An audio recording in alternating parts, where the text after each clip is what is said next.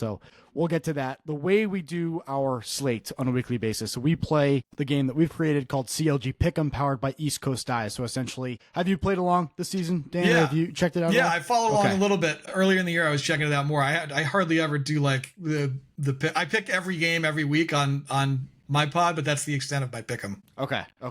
You might have to create a channel through your podcast or something. We'll work something out. We'll make something happen. Essentially what it is, for our listeners who don't know, we have a weekly game where 10 games are featured. You get to pick the outright winner and the winner against the spread for the 10 games that we choose. If you get the winner right, you get 10 points. If you get the winner right, you get 5 points. If you get the winner against the spread right, you get 10 points. There's a possible 195 points you can get through bonuses. Essentially, every week, East Coast Dice provides a prize for the national winner on a weekly basis. You can make leagues with your friends. A lot of fun ways you can do it. This is all coming to a head for our tournament bracket challenge that we will announce very soon. But let's go through our 10 games we have featured on the Pick'em app this weekend. We're going to start with you, Dan. Virginia at Duke, games on Saturday at noon. Yeah, I mean, I think all of a sudden this game has a ton of juice, right? Virginia's looking scary all of a sudden. They won 3 in a row, right? Beat the Irish last week. And even before that, they have the OT loss to Maryland. That's a winnable game. Then, the Towson loss is the one that really still kind of stinks. I know the Hopkins loss is bad, but you can also go look and be like, you were up 9 goals on Hopkins. You've managed to find a way to lose, but UVA all of a sudden is a little bit of a scarier team. I think John Schroeder being back in the lineup makes a world of difference for that defense. It's night and day without him there. When he wasn't healthy, that was like they couldn't guard anything. And now that he's back in the lineup, you see he causes turnovers in the ride. He's physical. He wins a matchup. He's quietly just one of the key pieces for this team. I think for me, it's another one where I want to kind of see more from Duke and see them play a quality opponent. I think we learned a lot about Duke against Syracuse. I think that was a winnable game for them. I think the Charlie Johnson matchup is a fun one because it's where do you put him? Which Millen does he guard, basically? I had said it going into the Irish game when the same kind of question about like a Sean Light, but I feel like the top cover guy needs to get the Brendan Millen assignment right now, as I just see him as the better distributor, the better feeder, the better kind of quarterback of things. And as much as McCabe can be a dodger and a creator kind of for himself, the way Brendan can kind of create for others, to me, makes him more worthy of the top cover matchup. So, where do you put Charlie Johnson is fun. What do you do with Aiden McGuire? You can have him guard anybody, but, he's naturally going to guard midfielders, and Virginia doesn't run any. They play 6 attackmen sometimes. So there's a lot of little fun kind of matchup games within here. I wouldn't be shocked if Virginia won this game. I also wouldn't be shocked if Duke won it by like 8 goals. If it's just like Ben Johnston can't be guarded by anybody, Max Sloat does a ton of damage and all that. There's the Colsey Bowl aspect of this with Kyle and Ryan on either sides. But to me, I'm thinking I might just take the points here, just take the goals here, and take the 1.5 and go with UVA and just hope for some fun. That's kind of the way I see it. Love that strategy. Yeah, might be a Balsamo revenge game. Who knows? But yeah, it's a good take. I agree with you. Like, I could see Duke blowing this game out, or I could see Virginia winning. Like, Virginia needs one more solid win on their schedule to like really cement themselves as like, a contender. And who knows, this could be it. So I like that take. How many ACC wins did they need for at large? Even conversation at large. They have to win 3, 4. At least 3. At least 3. Okay. And so, that means they're going, it's a tall order. By saying at least 3, it means they have to go at least 2 out of 3 against Duke, Hughes, North Carolina. Yeah. I don't know if anybody's doing that, let alone Virginia. You got it. 2 wins probably gets you into the ACC tournament, though, so you get another chance at it. Yeah. I mean, no AQ, so you get a chance to, keep trying improving your resume in the ACC tournament. And if you win the ACC even without the AQ, I'm sure the committee will be like, that's got to be worth something. So, it puts you in the conversation, but I think they need to win at least 3 ACC games here. Yep. We'll see if they can get that done. Hayden, going to you now. Denver is a 2-goal favorite at Villanova. Games at noon. Yeah, interesting game. So both teams are 4-5. Denver had a bad loss to Georgetown last week. I think they lost 17-5. But Georgetown's a good team, and it's interesting because they played Duke close, they played Cuse close, both to 1-goal games. So I don't really know what happened against Georgetown. I mean, maybe Georgetown just showed up and was ready to go. But it's interesting because Denver goalie played well. Grayson Manning, who's one of the best in the country, They split on faceoffs, and they still ended up losing by 12. So that tells me that Denver's offense just isn't producing how they should be. And, it's kind of crazy to say because, like, they have the guys to do it. Like, Cody Milosky is a guy that, had a lot of preseason hype and had a good season last year, and he just hasn't really been producing, I think, the way they probably hoped he would. So I don't know. I don't know how I feel about Denver being a 2-goal favorite against Villanova. Villanova is like a very streaky team. They beat Penn State, but they've also had some bad losses. So I don't know where Denver stands right now. They've lost the last 4. I kind of see Villanova winning this game. Like, I do think Denver's still going to be a contender in the Big East. I still think it's going to be a Denver-Georgetown Big East final, but, I don't know where they are right now. I don't know what their confidence level is right now. A win here would be big for them, but I don't see them doing it. I think Villanova is going to cover this game and probably win this game too. This is the confidence thing with Denver is a great point. You think about a team who missed out on the Big East tournament last year and how much that stung, especially how it ended losing big to Marquette at the end of the season. I think that's a great point. I don't know what their confidence level is. I don't think they feel like they're Denver. A team that won a national championship not long ago. Michael, going to you. Army, 4.5 goal favorite at Bucknell. Games at noon. The Patriot League, man. We've talked about the Patriot League so much, but too much. Too much. Can you talk about the Patriot League too No, much, or is it no? I don't think at this point this year there should be any spread over 2.5 goals in the Patriot League. Like, seeing a 4.5 goal spread in the Patriot League right now is telling me to absolutely hammer the opposite side. And I haven't bet all year because I have no fucking money. But listen, Bucknell is sneaky. It's not the old Bucknell. They're sneaky. They just beat Lafayette in overtime. And they have wins over Colgate and Lehigh in conference too. Those are good wins. And I know everyone's looking at this like Army. I do think Army pulls out the win, but not by 4.5. And I think it's a good offense versus good defense thing. Bucknell has a pretty good offense. They can score. They're 12th in the country in points per game, but they're going against a good Army defense. They're 9th in scoring defense, and you gotta score on Sean Byrne, and you gotta get past big number 99 John Sullivan. So Army's also won the last 5. Which is momentum. I'm going to go Army to win, Bucknell to cover. Simple enough. Dan, when you were on last time, Dan, Army was ranked number 1 in the country. And the last 2 years, obviously, we've had this. It was kind of the expectation. And if you look at the percentage chance that they get an at-large bid down the stretch, which we commonly look at as the season comes along, is, okay, who's going to get the at-large? What's the picture look like? And you're kind of just like, yeah, Army should be in. They should be good. Last 2 years, they lose late. They don't get it. I have a theory that this kind of helps them. Now they're not doing math and saying, oh, do we get an at-large? It's you win the Patriot League or you go home. Do you agree? Or yeah, I think they need the not? AQ. I think they need the AQ. With 3 losses now, or no, they have, how many losses does Army have? 2 or 3? Something like Army that. has 3 UNC, losses. They lost to Lafayette. Yep. They lost to BU, and they lost to North Carolina. All close by a grand total, I think, of like 4 goals across 3 games. But I mean, also, like, man, you tell me there's a 4.5 goal spread in the Patriot League game. Don't even tell me who the teams are. I'm just taking the 4.5 goals. But like, our Army is, I think, at like the midway point of the year, before they had lost the Lafayette game, you were maybe starting to think about it. But even then, you were doing like all right, they beat Yale, they beat Rutgers, they beat UMass. They beat Michigan. They kind of need those teams to have better seasons. Like, they needed Yale to like pick their game up from where they were a year ago. They needed Rutgers, who's and right now Rutgers is kind of helping them out with it. So, but they were in a place where like they got some okay wins, and then they needed those wins to turn into better wins, courtesy of the performances of the teams they beat, which is just a weird spot to be in. So I think, Army is AQ robust. And I also am a believer in, and the first person I ever heard put this out there, I think was Quint, but that the service academy teams fade more as the year goes on, because if you're a student at West Point, things like sleep or adequate amounts of sleep and recovery are just not even close to the same as you would get if you were not a service academy student. Like, if you're at West Point, you're probably not getting enough rest given like all the other rigors that go on, being at that school outside of being a lacrosse player.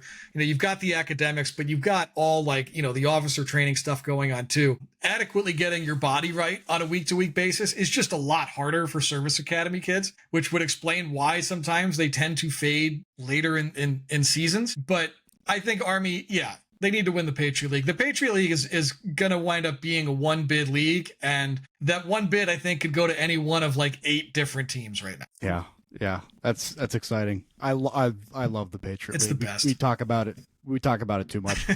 Go, Dan. This one's going back to you. Penn State 2.5 goal favorite at Hopkins. Shocker. Games at noon. Unbelievable. I had to check the watch twice for that one. But look, Penn State beat up Ohio State a week ago. Won 13-6, right? Ohio State, obviously the offense is struggling there to the point where like when Penn State went up 4-0, I was like, I think this might be over. I don't think Ohio State has a 4-0 run in them right now. Like I just don't think that's something they're capable of these days.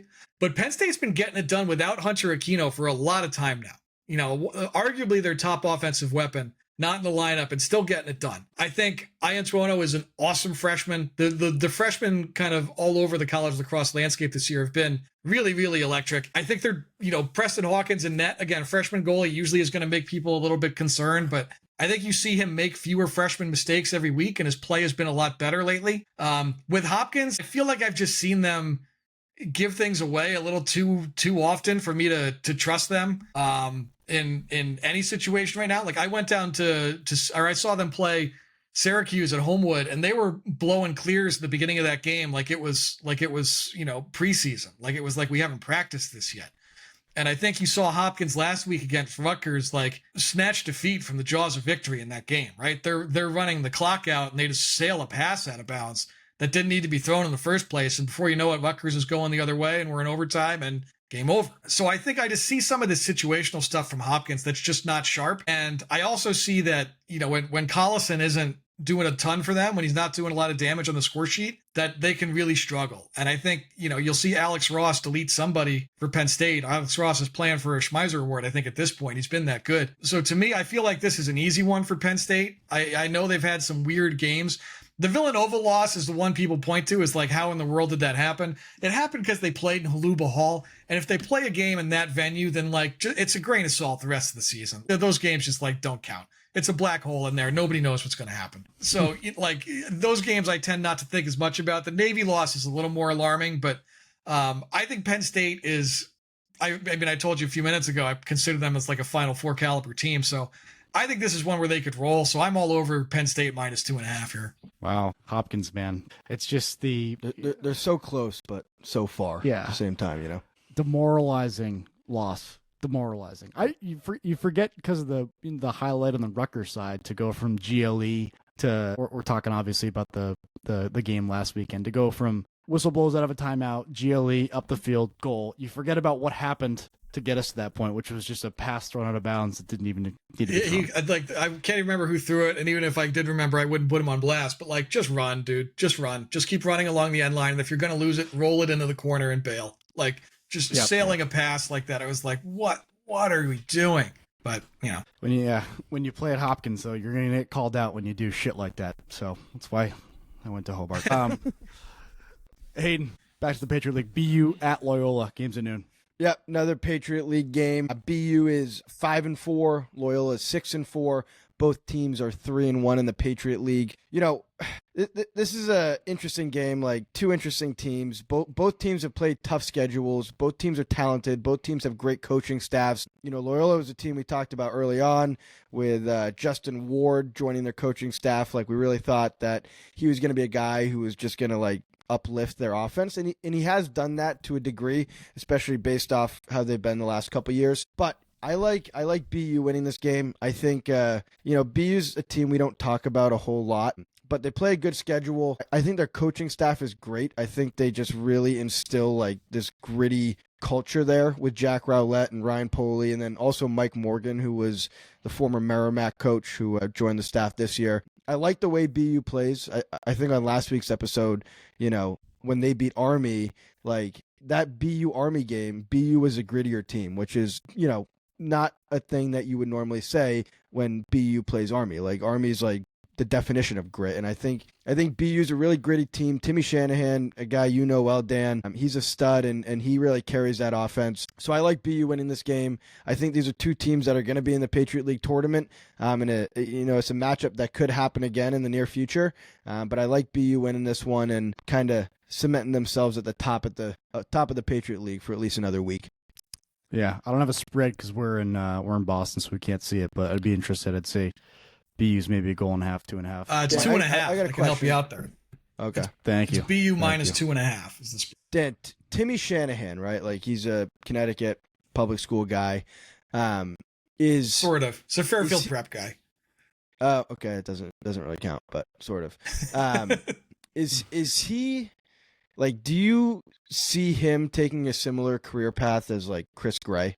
You know, stud at BU for the first 2 years, and then all these schools in the transfer portal are going to be dying to have him. Is he a guy that leaves BU? You think, or is he a Terrier for life? I think if he was going to leave, he would have done it already because his door was getting kicked in after his freshman year. There were Big Ten ACC schools calling him up saying, "Come play for us, please," and BU convinced him to stay. I think if he was gonna go, he would have gone. He would have gone already. Yep. Yeah, Fair point. I want to see the how much money was being offered. Still yet to figure all that out. Dan, maybe you have some more intel there in terms of the amounts being offered. Mike, going to you. This is the big one. Notre Dame versus Richmond. We have Richmond right now as a 1.5 favorite. Game is at 12:30. I mean, Richmond, we've already talked about it, but it's like Richmond is favored against Notre Dame, and Richmond is the number one team in the country playing the previous number one team in the country, Notre Dame. It's just insane to me. It's crazy to hear that Richmond's minus 1.5. It just is. It feels like as fans, feels like we did it. We made this stream happen. It felt like it got so loud that ACC network was like, we need to broadcast this. You did. We're gonna get eyeballs. Like everybody and their mother was like, we need to watch this game. So at 12:30 on Saturday, everyone's gonna be watching this game, which is super exciting and good for the sport. Yes. Yes. The way I see this game is two very, very balanced teams. Defensively, it feels like is both of these teams' strengths, at least in my eyes, especially for Notre Dame. They just have studs. I mean, two elite cover guys. Notre Dame has Sean Light, former Schmeiser winner. I've talked about Hunter Smith a lot on Richmond, another elite cover guy. And then you got two great goalies in Thomas Riccardelli and Connor Knight on Richmond. And then, short stick middies, LSMs. I mean, they have depth on the defensive end on both sides of the field. Will Donovan and Jack Pilling, to name two more names. I think it's going to come down to the wire. I was kind of shocked on how Notre Dame's offense looked against UVA. I mean, people have been shitting on UVA's defense all year, to say frankly, for good reason. I know UVA got their guy back and whatnot, but I don't know, they just didn't impress me. And I think Notre Dame or Richmond's defense is way better than UVA's. And then I just feel like Richmond's offense is just a well-oiled machine. We know the names now, but they're not like Notre Dame 5-star recruits. They're not like that, but they play together and it's impressive and it works. So I do think Richmond wins this game. I cannot take Notre Dame to lose by more than two goals. I don't know why I can't do it. So I'm going to take Notre Dame to cover and Richmond to win. I think it's going to be that tight, but it's very exciting. Dan, I got to get your thoughts on this one. Yeah, I think the spread is interesting because it's Richmond minus 1.5, but it's plus money to take that. It's plus 130. Mm-hmm. They're daring you to take Richmond minus 1.5, and you're giving away it's minus 166 to take the Irish getting a goal and a half. To the value, as it were. Again, I don't bet, but if you do, do so responsibly. The value, as it were, is tricky. On the money line, it's a pick 'em. So, I think your point about the Irish offense against Virginia is a good one. I didn't love what I saw from them in that game either. I feel like when we've been, and as you said, like pretty fairly shitting on the UVA defense most of the year, the thing about it that wasn't any good was that they didn't play great team defense, that they would just get like cooked off ball all the time, or that, they didn't recover particularly well. And it was like pretty basic, like dodge, pass ahead, pass, shot, goal. And I didn't think the Irish did a good job of testing that. They dodged like a matchup to score a lot, but didn't make UVA play great team defense a lot. Didn't try him at all out of invert sets. Didn't try him at all out of some of the wing dodges where I feel like Jeffrey is particularly great. So, I wanted to see them kind of try the UVA defense in more ways than they did. That said, like I love my favorite thing about Richmond. It was more true, I think, last year than this year, but they play like the kids showing up the new kid in school who's going to fight the bully to let everybody know he's not somebody you can fuck around with. You know what I mean? Richmond is not afraid of the fact that your jersey says Notre Dame or Duke or Syracuse or whatever, and ours says Richmond. Like, we're going to come and give you everything we got. We're going to fight you. You're going to get all you can handle, and they're just going to bring it all the time. I think Richmond's depth and versatility on offense with the amount of different guys that can beat you helps them. And I think you've seen in past games, sometimes it takes them a little while, but they will eventually find the thing that their offense can do that your defense can't handle. Sometimes it happens in the first quarter. Sometimes it happens in the third and the fourth quarter, but they've found it in every game all year. So I think, to me, I would kind of tilt towards Richmond a little bit here. I love that this game is neutral site. Again, we're pumped that we get to stream it. It kind of made a light of it, but it really is worth mentioning just how loud people got and demanded to watch it, and how big of a reason that is for why this happened. Like, don't let anyone poo-poo the fact that we all went nuts on social media and they actually ended up streaming it afterwards. Like, that mattered. That really was a difference maker. So demanding more from the sport is always good, but I love that they're playing in Chicago. I love that venue at Northwestern. I think this game's going to be awesome. But I kind of lean Richmond money line in this one, and I would also say a tight one. Yeah. It's we got to win, right? Yeah, we got to win. Just want to point out from the media team, we do have credentials. So our content guy, JP, who's looming in the background, one of our producers and our content manager, he will be on the field. So really exciting times for College Lacrosse Game Day. We have a media presence on the field now, so excited to see what comes out. Love that. We sent him a couple throwaway cameras, so we'll see. Yeah. We'll see what he captures. He's gonna be filming on his flip phone, so we'll see what the content looks Love like. it. Get some Polaroids. All right.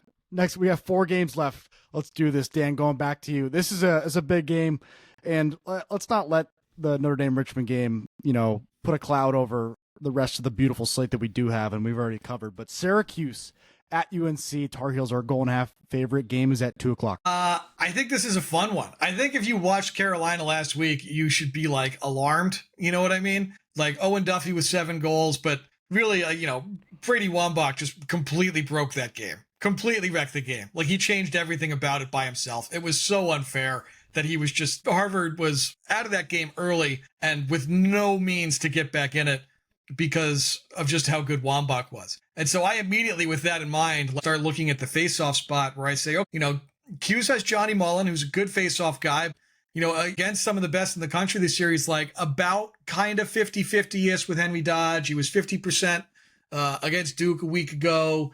Right around 50% against like a Joe Hobart at Hopkins, below 50 against McMeekin at Princeton, and about 50-50 against Harvard, against a Harvard team that Brady Wambach just went roughly 140% against. I feel like that's a thing. And then other people have mentioned Mullen violates on faceoffs remarkably frequently, as much as anybody in the country. And whenever that happens, it means Brady Wambach is going to go out there to take the next faceoff against a backup faceoff guy, which is just like, I don't even know if you don't just bother sending a poll out or something else to try and be disruptive. I look at the faceoff spot as big there. And then I think Q's needs to, as I say it every week, needs to play clean. They are kind of a penalty heavy team. Coming into the Duke game, I have to check and see if it's still accurate. But the only teams who had given up more extra man opportunities than Q's were, I think, Iona and Queens or something like that. Iona and Quinnipiac. And then I know it was Q's right after that, who had given up 34 extra mans going into the Duke game. If they spend the day on man down, Carolina will take that and win the game with it. So I think Carolina has some interesting pieces on offense where you wonder about how Q's deploys. Again, Q's has kind of this cool luxury of a lot of teams have a number 1 cover guy that deletes somebody, and Q's has 2 that are interchangeable that don't care who they guard in Billy Dwan and Riley Figueres. Dwan will go and guard the physical guy if that's what you want, because he's got the bigger body. Figueres, his footwork tends to be a little better. He's better with angle play, so he can guard the change of direction guys. You could easily mix that up and put Dwan on Duffy and feel okay. Could be Figueres on Duffy and you'd feel okay. So the way they deploy against Duffy, maybe even show him both guys to try and keep him uncomfortable. But the Q's defense, I think, deserves some credit for how good they've been. The defensive midfield for Q's is still a place where I have some concern about their shorties, and kind of question mark shorties against an all freshman midfield line is just something that I won't have a take about who wins it, but it'll be fun, man. It'll be a good time. So The line at 1.5, this is one where I tend to tilt Carolina's way a little bit. This is not in the cozy confines of the Dome, where Q's is very much a different team and a better team. When they go on the road, sometimes things are a little dicey for them. So I'm going to take Carolina in that one. Love it. I love it. That the complete walkthrough there was great. And the environment's a big factor. And if you didn't realize how big a factor Brady Wambach was at this point in the season, I hope that analysis helped out, because he is no, seriously, like because we don't get to watch every moment of every game. Somehow you were able to, Dan, and seeing or knowing the impact of a faceoff guy is critical for all fans to realize. That's going to be a great game at 2:00 on Saturday. Hayden, going to you. Cornell, 2.5 goal favorite at Penn. Game is at 3:30. Yeah, this is a good game. So Cornell's coming off a tough loss to Yale, and Penn is kind of rolling, right? They beat Yale 9-7 2 weeks ago and then beat Dartmouth last week. Penn's in an interesting spot, right? They had a couple, not bad losses. Like, they lost to great teams early on the season. They lost to Georgetown, UNC, Syracuse, and then Harvard most recently. So those are some pretty good losses, and they were all pretty tight. The thing I love about Penn is Taylor Ray. And, he's a guy that we've talked about for a while, but he just knows how to get a program into the NCAA tournament, right? Like, he's done it at St. Joe's the last couple of years. And I just feel like, he came into Penn. It was kind of a broken program, right? The athletic department spent a lot of efforts getting him there. It was a great hire for them. They're not 9-0, but they're 5-4, and they have some quality losses and some quality wins. And I think they're kind of on the rise, and they have been gradually the last couple weeks.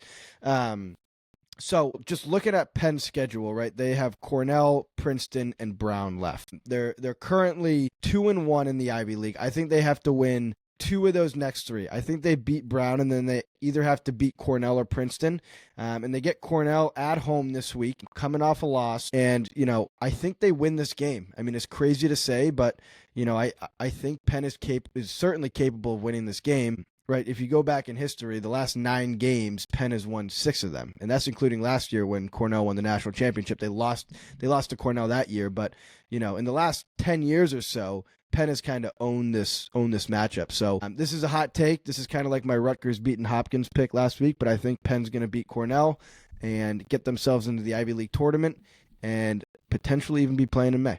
Maybe Ray's biggest win if he can get this one done. Mike, going to you. Ohio State at Maryland. Maryland's a 2-goal favorite. Games at 6 p.m. on Saturday. Yeah, this is, prime time, which is great. But this just feels to me like it's going to be another rock fight. Like Hopkins-Rutgers rock fight.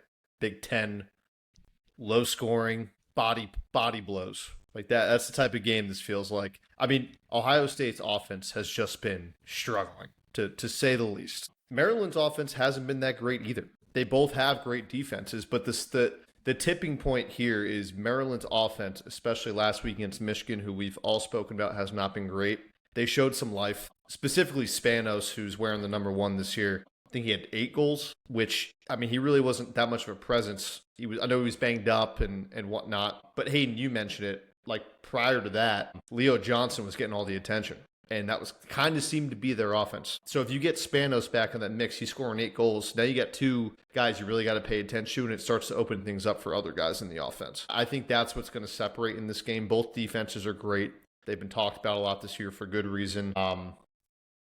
Ohio State is also 2-6 at College Park against Maryland. So I just don't see Ohio State's scoring issues being fixed against a John Tillman team and a Maryland defense. So I'm going to go with Maryland to win and Maryland to cover the 2. Yeah, it's pretty crazy to think that Maryland Ohio State is kind of like a boring game this year. like we talked about it last year. Like, Ohio State, good team, but they're a little boring. And Maryland, I feel like I've watched them enough to know that you kind of just know what they're going to do every game. And it depends who's going to show up here and there, and there's going to be some great plays, but I think this is going to be a low scoring game, not a lot of flash in there. I think goals are going to be hard to come by. It's just kind of crazy to think where we were a year ago. This was an awesome game, and it still is a good game, 2 highly ranked opponents, but it's probably going to be a little slower than your, compared to a UNC Cuse game, 6 p.m. on Saturday. That's the big thing is pace, which I didn't mention. If you're what to expect in this game, the pace is just different. If you watch that Rutgers Hopkins game, It's a similar pace. It's not the high scoring ACC.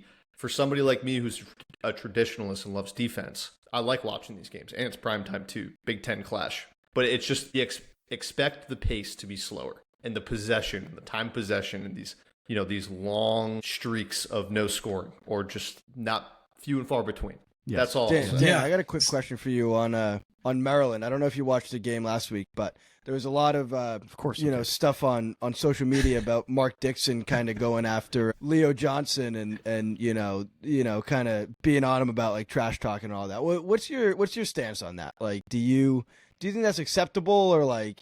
I mean, personally, I think it's acceptable. Like, it's a competitive game, but like, was he in the right to do that? Was Dixon in the right, or was Johnson in the right? I guess or either one. Or. Either Well, I would or, say, right? I mean, like, also you mentioned that Maryland game this weekend, 6:00 BTN. That might be Joe B and Mark Dixon on there. So maybe come on, maybe Dixon can apologize to Johnson on broadcast if he really feels that strongly about it. Look, I was saying before we were getting going that I'm coaching in my town here, and I'm coaching second graders. And when you're coaching kids that little, like, they're not really playing much lacrosse. It's just about like, get them out there, make sure they're smiling, make sure they're having fun, and make sure they want to come back next week are like the things that I value most at that age. Make sure they want to come back. They want to bring a friend. They want to play lacrosse because they know it's going to be a good time. And part of doing that is like, when something awesome happens, you celebrate it. You cheer for the kid. You make sure the kid's cheering for themselves and they feel good, because for kids who are learning lacrosse in particular, lacrosse is a tough sport to learn, man. There's a lot of things about it when you first start playing that are going to discourage you. Like, learning to throw and catch is hard. Learning to cradle and pick up a ball is hard. And if you don't have enough of that positive reinforcement, it's really easy to get discouraged playing this game. So I'm all about celebrating the wins. And I don't think that lesson ends at the youth level. At the college level, at the highest level, at Leo Johnson's level, I think when you score a goal, you should feel pretty good, man. And I think it's okay to talk a little bit and do all of that and have some personality out there.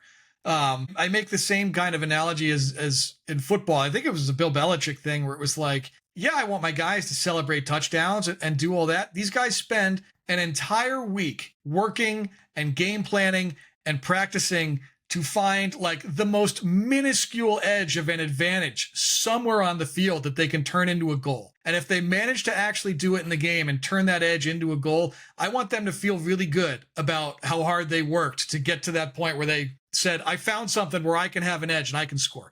So I'm never going to knock, within reason, real, of course, unless he's saying something that's like genuinely offensive and horrible, then like obviously don't do that. But like if you've scored, you feel good about it and you want to talk a little bit, like don't have a problem with that. Don't have a problem with Michigan getting back at him. Don't have a problem with Michigan, being a little physical with him from that point in the game on, all that, and sorting it out again within the confines of the rules. But I feel like having some personality and all that is part of the game. I think, if I don't fault Dixon for saying he doesn't like that stuff. It was weird to be like, Rambo didn't behave this way. Like, Matt Rambo absolutely behaved that way. But like, if that's not part of the game and something that you like, it's okay to say, I wish there was some more stoicism, some more Barry Sanders-ish about it. The hand the ball to the referee stuff. There's always going to be that kind of crowd. So I think it's to each their own. For me personally, I don't have a problem at all with somebody scoring, feeling awesome about it, and letting people know that they feel awesome. Good take. Passion is important. Yeah. Passion is important. Mark Dixon, Hayden Fry. That is the second last game. Last game's going to you, Dan. Rutgers at Michigan, games at noon on Sunday. Yeah, this might also be a BTN game. So a lot of these BTN Big Ten games now are linear. So like, if you don't need a subscription to see some of these, which is great.